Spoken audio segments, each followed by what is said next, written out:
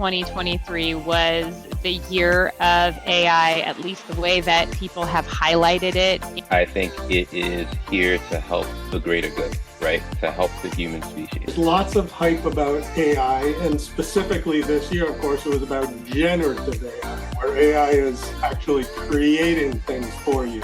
It's the latest buzzword that people are flocking to have another way to talk about the industry and the growth in the industry.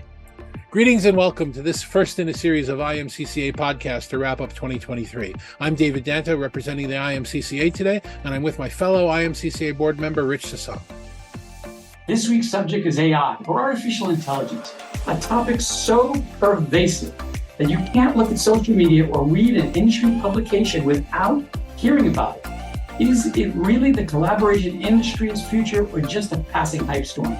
Should we be looking forward to the improvements or dreading its influence? Let's hear what IMCCA member firms and industry analysts have to say about it.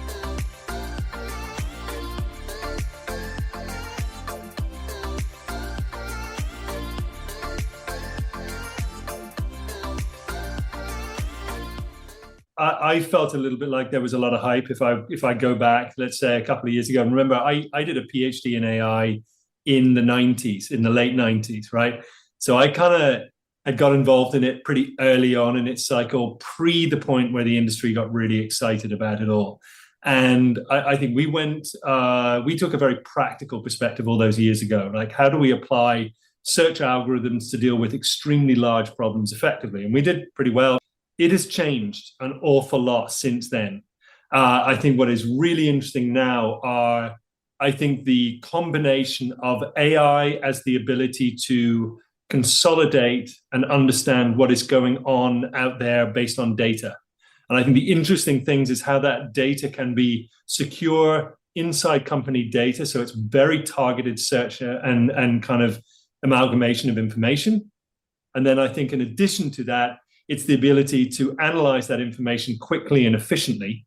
So guided AI now is starting to become extremely valuable. The last piece of the puzzle is then generative AI, where you can actually say, okay, give me, for example, a piece of data based on the information, based on the analysis. Give me a document, a piece of information that I can use now to be able to present my perspective on this based on what I've guided you to go look at, dear AI tool. The hype around AI is the mass adoption, the mass realization from the general public. The AV has been doing AI or a version of AI for a number of years, but a year ago or so, the entire public realized that, holy cow, there's this thing called AI, and I can go to a website and type in, write X, Y, or Z. That's where the hype is coming from, and it's twofold. Number one, it's this bell curve where, people suddenly realize the possibilities and they overblow the possibilities. And then there's this disillusion of what it really is capable of. The other side is the scare, is the fear behind, oh my gosh, AI is going to take our jobs. Oh my gosh, AI is going to take over the world, i.e. Skynet. But the truth is somewhere in the middle, and it is a very useful tool.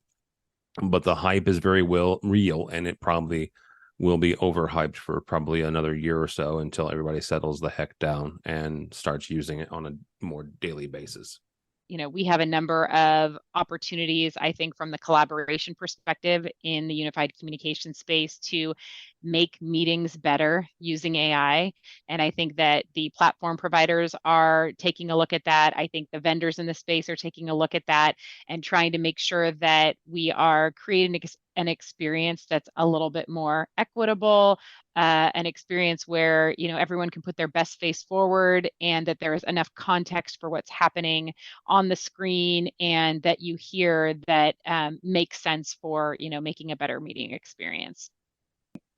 As you think about it, just from a collaboration perspective, using it within a platform that you use every day, whatever platform you call your digital hub or your digital home, having it there as an assistant or a co-pilot, I think just speaks volumes of where we're going today, right? A lot of us, or a lot of folks, don't have admins or analysts or people they can quickly just tap on the shoulder to get certain information to help them do something or produce something. And having that AI assistant there, I think, will certainly help speed, you know, help to speed up those answers and help with those productivity questions and just various kind of use cases. So that's what you really use AI for. It's just to kind of help you be better. This isn't my dad's AI. This really is different. One is that it is actually smarter. If you look at things like Zoom's intelligent director, it's not just doing different views of different cameras. It knows who the people are in the room and has 3 different cameras or whatever, and knows that the David in camera 1 is the David in camera 2, and gets the best view. It's smarter. But what really is the magic and the hype and the reality is the generative AI, the language modeling, the fact that it feels like there's someone talking to me. When I play with Chat, and I do play, I don't work, I play with ChatGPT. But when I play with it, it's not always right, but it's so engaging, and it's such a natural way to work with a source. Once it gets the information right, it's such a natural way to work with something. It's very compelling. It is something different. I think AI will have an impact from the standpoint of how organizations wish to work and get things accomplished. As an example, for UCC space, it's going to impact how one schedules meetings. It's going to impact what one has to do when they go into a room or office environment. And I think a lot of the tasks we've done historically, step by step, manually in the past, are going to be automated. When I go into a room, it's going to know I've gone to the room. It will deal with the lighting. It will deal with the acoustics. It will deal with the shades. When I need to connect to a meeting, I don't have to press all the buttons. I just say connect, and it takes care of that connection and then adjusting both my lighting and my audio. So I think a lot of the things we've found annoying in the past that were steps we had to take, which meant our meetings might be 10 to 15 minutes late until everybody gets on the meeting, are going to be handled by AI. In the past, AI has been, in a sense, hiding in plain sight, doing things like taking things away, like noises and backgrounds and wrinkles. But this generative AI, the hype is really around the fact that I can go from 0 to 60 in a few seconds by giving it a prompt. I can ask it to write an email explaining my website's going to be down for a few hours due to upgrades. And then I did do this exact example, and out comes 2 pages of some pretty well-written text. And so I'm not staring at a blank screen. I mean, maybe I go do edits. And I think that the part of the hype that has yet to hit is really where AI is able to do things based on we simply tell it the outcomes we're looking for. And so, for instance, I say I want to survey my employees to figure out how they're feeling about the current work situation. And AI as the personal assistant, if it is indeed embedded in my Office suite, whether that's the Microsoft Office suite or the Google suite, it now could go ahead and craft the email, send the email out to the group, get the responses, be able to, collate and create some graphs based on that. And I think we will see Microsoft Copilot, promises to do that. It goes GA supposedly November 1st. So either very soon now, or if you're watching this, maybe it's already GA. Now, to keep that current base, the equipment that is installed inside of that conference room, inside of that enterprise workplace, has to be working. Otherwise, you're opening up the door for competition. And the way that you keep it working is you enhance and embolden the workflow from the user so that when they walk into that conference room, it is a seamless experience. It is a working experience. And that sounds very simple, but now with AI taking the place, or at least, I don't want to say taking the place actually, but really supplementing and complementing the support that typically went in there that was previously reactive, and we're typically only getting a call after the room was down or not working correctly. Now your customers are walking into that space then it's always working because you're being proactive because the device themselves are recognizing whether or not they're having an issue. The piece that we all have to get over is, what are we actually looking for in terms of AI, right? Because it could be that I am looking to reach out to, for example, all the content that's out there to bring me resolution answers.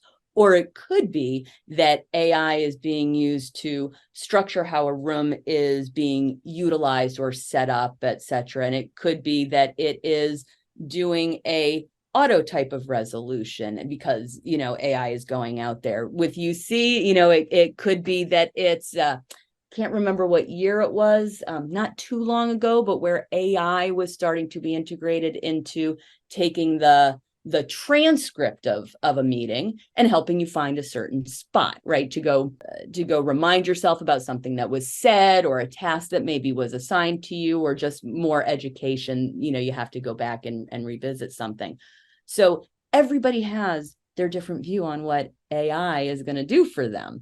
And every customer or every company is going to have a different idea about how they want AI to be used. So, I sometimes I worry when we use very overarching terms, because it means something different to everyone. That's been one of the things that's been, I think, most attractive or has been most widely mentioned, is that AI allows you to tap into a skill category that you may not have, or it enhances your work, right? We have all these stories of people using ChatGPT where they input their weekly report, and then they have ChatGPT reformat and re-articulate a little bit in that sense. However, on the flip side, what I think is happening now is people are very interested in the creative end, but now they're looking at, well, what can this do for me? And so what we're going through right now is the approach of AI to start to change how your day works within your organization. And so we're seeing primarily on the platforms, and when I say platforms, I'm talking about Microsoft and Zoom, and then others are moving into it. But what we're seeing is these platforms harness AI to help eliminate or condense functions somebody would go through during the day. What's different about this year is ease of use and the democratization of AI. And yes, it is around generative AI, around ChatGPT, but this is the first time, that a new technology has been introduced.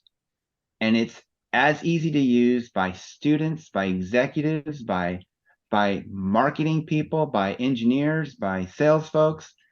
And it's happened so quickly that anyone can go into ChatGPT, type in a prompt, and get useful information.